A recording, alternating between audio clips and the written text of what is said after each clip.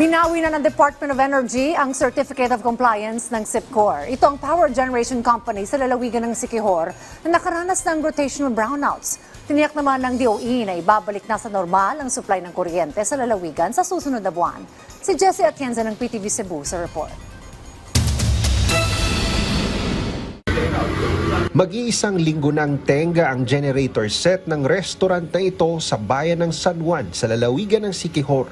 Ibig sabihin, unti-unti nang naayos ang power supply sa kanilang lugar. Nagsisimula na rin magsibalikan ang kanilang mga lokal na customer. As of now, a week ago, so wala nang power interruption or rotation.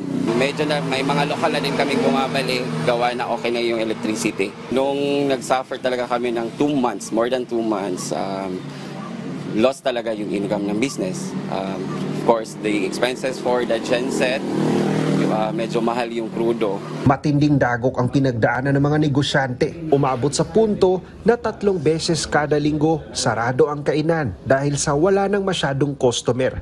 Doble pa ang gastos kung may generator na umaandar. For 1 week, supposed to be is isang araw lang yung day off, naging gawa ng 3. So, pati mga employees, nagsasuffer din. Kasi hindi ma-provide namin yung salary nila, kumbaga lost talaga ng previous 2 months. May ilang lugar sa lalawigan ang nakaranas pa rin ng rotational brownouts. Paliwanag ng provincial government, may aberya ang ilan sa mga generator sets na siyang tumutulong sa pagbigay ng supply ng kuryente sa lalawigan. Essentially, what happened was the existing LASI plants. Sa LASI plant, sa Tignao plant, the regular genset there na preventive maintenance. So generally we have 2 backup gensets. Of the 2 backup gensets, 1 was already being used. The other one is I wouldn't say inoperational, but they didn't use the machine because they chose not to renew because they already had the backup one, and then perhaps maybe the gensets were working fine until just this morning, diba? I mean, just the other day. Kaya when the machines bogged down and they didn't have another backup, wala silang N-2, then they had no choice but to renew their contract with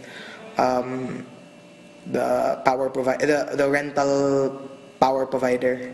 Sinabi ni Energy Secretary Sharon Garin na nagpadala na siya ng liham sa Energy Regulatory Commission sa pagbawi ng Certificate of Compliance ng SIPCOR.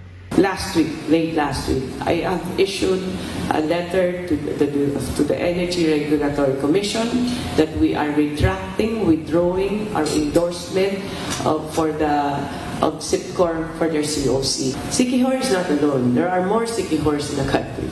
And we will do this in all the islands that we have problems. If the generation company does not prove their capacity to deliver what they have promised per contract with the electric cooperative, then we will ask for the cancellation of their COC. Hindi raw dapat maranasan ng mga taga-Siquijor ang maperwisyo ng dahil sa power interruption. We cannot afford to have this kind of service in any of our islands. We cannot afford to have a generation company deliver this kind of service. Kaya po, with the directive of the President, who is concerned about the livelihood as well as the lives of every Filipino affected by Siquijor problem, come September, the DOE is determined to make sure that Siquijor is back in business. Mula sa lalawigan ng Siquijor, Jessie Atienza para sa Pambansang TV sa Bagong Pilipinas.